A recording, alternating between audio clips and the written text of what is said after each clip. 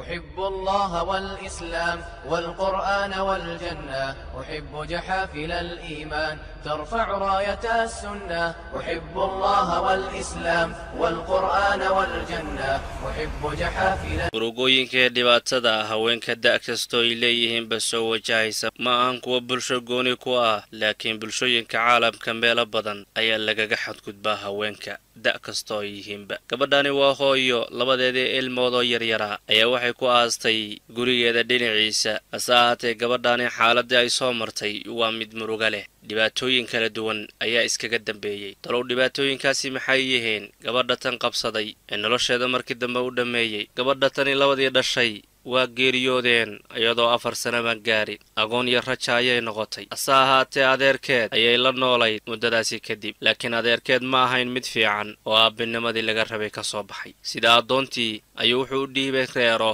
si ay ugu khidmayso oo ay ugu adeegto dhacdadaas oo la dhihi karo gabadhii adeerka u ahaa ayuu ka iibiyey reeraha kan gabadhani waxay guda gashay inay reerkii loo dhiibay u shaqayso u adeegto guryaha mayrto harjad bay gashay daadeedu markaasi 5 ilaa 6 sano ayay u dhaxaysaa reerkii loo geeyay reer naxariis lama ahayn way cadaabeen way garaacayaan hadal kastoo bahdilaada ayay dhagaheeda maqalsiinaya mar walba iyadoo waa gabar yar meel kale ay magan gasho malahan adeerkeed oo dad ugu sokeeyana sidaas ayuu u iibiyay waxa ugu sii darsamay dhibaatooyinkii qoyskaas wiilashii qoyska joogay ayaa waxay guda galeen inay ku xadgudbaan gabadhan jinsi ahaan nolosha cadaabka ayay ku noolayd ilaa ay gaartay 14 sano habeenkii dambe way adkaysan weyday waxa lagu sameeyo habeen barkii bay carartay oo fakatay dhowr habeen bay waxay seexatay beer aan ka fogeyn magaalada ilaa markii dambe aragtay haweeneydii beerta lahayd warkii bay u sheegtay waxayna tii aniga ila joog oo ii shaqay aniga iyo qoyskayga lacagna waa ku siinayaa sidii bay ku raacday gabadhan waayo jidadkay seexataa meel ay magan gasho iyo cunto ay cunto malahan khiyaar kale u fulan ma jiro gurigii markii la geeyay gurigu markaasi waa soo dhaweeyay haweeney wanaagsan bay ahayd wayna xanaanaysay ilaa maalinkii dambe uu xadgudub kula kacay haweeneydaasi ninkii qabay xadgudubkaas oo ah dhinaca jinsiga gabadhan yari garan mayso dhibaatooyin uga dambeeyaan iyo waxay samayso waxay isku go'aansatay arrinta inay iska qariso maadaama reerkaani ay siinayaan lacag badan aan la dilayn oo kaliya dhibku yahay odagaan gabadhani ka dayay risqi waxay nafteeda ugu sheekaysay hal mar iyo 2 jeer way mar dambana ma soo noqonayaan laakiin ninkaani ma ahanin isgaranayo naxariisi ku jirto maalin kasta ayuu xumaantaas kula kacaya iyaduna ma lahan awood iyo xeelad ay arrintaani iskaga difaacdo iyadoo sida haddana tahay reerkaani waa reer uga naxariis badan reerkii uu ka iibiyay adeerkeed maalinka dambe arrinka waxay u sheegtay haweeneydii guriga oo ninkeedu inuu arrinkaas kula kaco ayay u sheegtay haweeneyda waxay tiri ninkaasi waan aqaanaa wax akhlaaqiyo edabtoona ma lahan maxaad ugu sheegi weyday bilowga arrinkaba inuu sii joogteeyay ayaan u diidi lahaay waxay tiri anigu waad garanaysaa meel kale aan magan galo ama aan u hoydo ma jirto naftayda waxaan ku idhi bay tiri arrinkaani soo noqon maye iska qarso waxay ku tiri haweeneydii ee maqal gabar yahay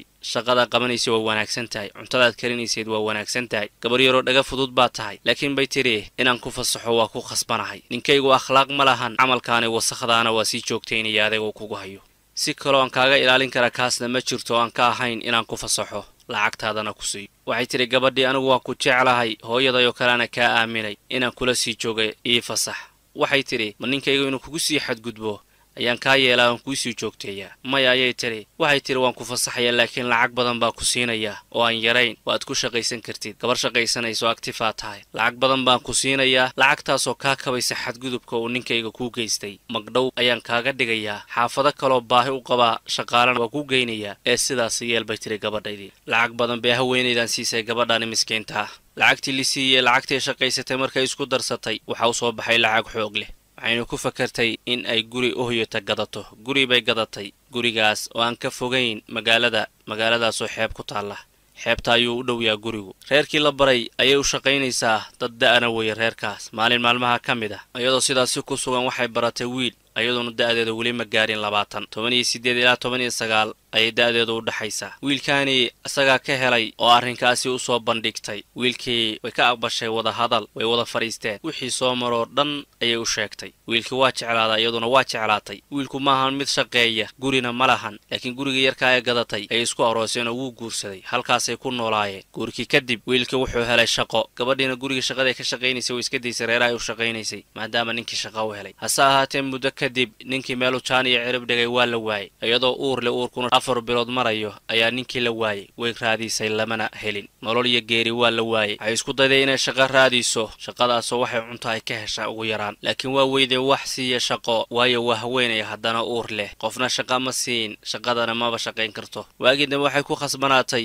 inay tugsato jidka ay dhigata maro ugu dambayn uurkeedii waa dhashay laakiin gabar buu ahaa gabadhaas oo xanuunsan oo si degdeg ugu baahan dhakhtar iyo nafaqo hase ahaatee haweenaydana ma hanato mana haysato hal shilin oo ay gabadheedaan yari ku daaweyso gabadheedii waa dhimatay wayna aastay gurigeeda meel u dhow ayay ku aastay kadib ay shaqadii ku noqotay oo reeraha inay u shaqayso ay guda gashay lacag bay urursatay iyadoo xaaladeedu halkaa marayso ninkeedii baa la helay isagoo u sheegay inuu xabsi ku jiray una cududaaranaya wuxuuna u sheegay inuu wax kasta wanaajinayo isagana uu shaqayn doono shay kastana uu hagaagayo insha allah way isku soo noqdeen dib bayna u midoobeen hase ahaatee lacagtii ay guryaha ka soo shaqaysatay ayuu intuu ka qaato mar kalena ka tegey uur labaad bay qaaday uurkii koowaad xaaladii ku noolayd ayaa uurkaani dambana ku celiyey markii dambay dhashay gabar bay dhashay laakiin iyaduna xanuunsan oo sidii gabadhii hore oo kale ah gabadhiina waa geeriyootay isla markiiba waxayna ku aastay gabadheedii hore agteeda markaani way quusatay haweenayda tan waxayna go'aansatay inaysan shaqo damba aadin qolkeedii bay iskaga jirtay ilaa ay u dhimatay gaajo murugo iyo dulmi iskugu darsamay yaa subxaanallah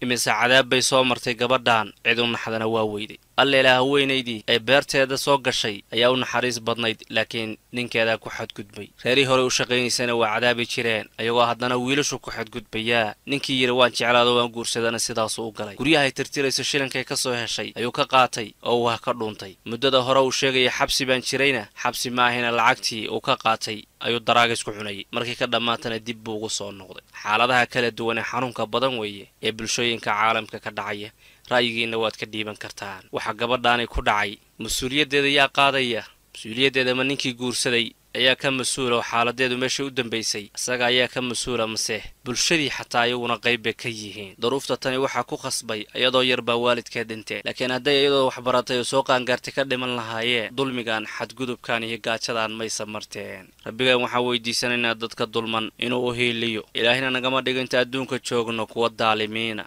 wax kastoo la isdulmiyo iyo si kastoo la iskugu xadgudbo iyo gabadhac kastoo adduunkaani ka dhaca meesha lagu xisaabtami doono waa ilaahay agtiis horay baa loo yidhi wa cinda allaahi tajtamicu alkhusuum dadka is haysta ilaahay agtiis ayay ku kulmi doonaan qof kastoo dulmiga noocaana loo geystay gabadh iyo nooc kastoo qof uu yahayba ogow adduunyada haddaad xaqaadii ku heli weydid ilaahay callaamulquyuuba agtiisaaad ka heli doontaa maalin ilaahay u kala garsoori doono araygii geesaha lahaa iyo kii aan geesaha lahayn ee ishardiyey ridii geesaha la'aydee senyoonayd loo samayn doono kadibna looga aari doono maxaad moodaa bini'aadanka isdulminaya gaar ahaan haweenka iyo gabdhaha yaryar la dulminayo aad iyo aad baad mahadsantihiin baaraka allahu fiikum